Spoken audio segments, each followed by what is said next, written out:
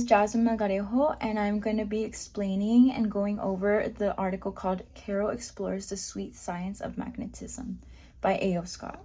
To summarize the article, basically A.O. Scott is explaining how he recognizes Haynes and the way he either goes against what the usual romance and coming of age movies are, but also portrays that in his own kind of way. Love and identity are shown a lot through this movie, but not really necessarily through like a gay romantic movie. It's not really labeled as that, or a love romance movie. It's more of kind of finding love through little scenes and where you don't think about it too hard. You don't see that one side of a perspective, but we see both sides, and it makes it more clear of the movie.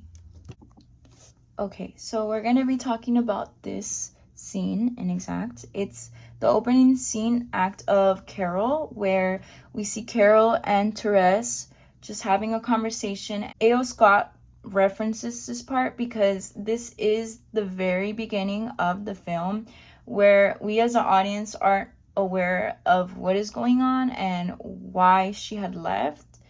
So A.O. Scott kind of brings this visibility of realizing that throughout the film we kind of see this love interest happening, and later when we get to the final scene of when this comes out again, we see it on a totally different level, and we are more aware, and we obviously know what's happening, and we know that these women are in love, but at the first glance of that first scene, we have no idea. And he finds that very interesting, and the way Haynes kind of illustrated that to the audience is a cool way of showing this complexity of the movie. To genres and forms of this movie, A.O. Scott really tried to emphasize that this movie was a lot broader than just calling it a romance genre. It also had an exploration of identity, it had desire, and also social construction. Means that this movie can be labeled as a lesbian romance, but it's a lot more subtle than just that, because he explains that it's just two characters finding themselves and magnetically pulling towards each other because of their love and their interest, and it's not too much into thought of who that could be, which is in this case two women. So he likes to think of it as just a very intellectual and social distances that Haynes navigates through.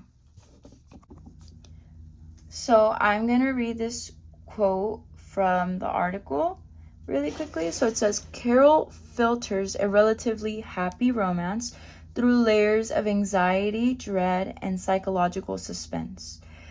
Mr. Haynes, a scholar of mid and late 20th century cinematic styles and sexual attitudes, is both a connoisseur and a theorist of female suffering. In early shorts like Superstar and Dottie Gets Spanked, as well as in mature features like Safe, Far from Heaven, and Mildred Pierce, his attention has often gravitated toward women in danger and in distress. So I really like that he also adds the perspective and the background of what Haynes typically writes. So I'm going to be going over my last thing, which is my perspective on this article.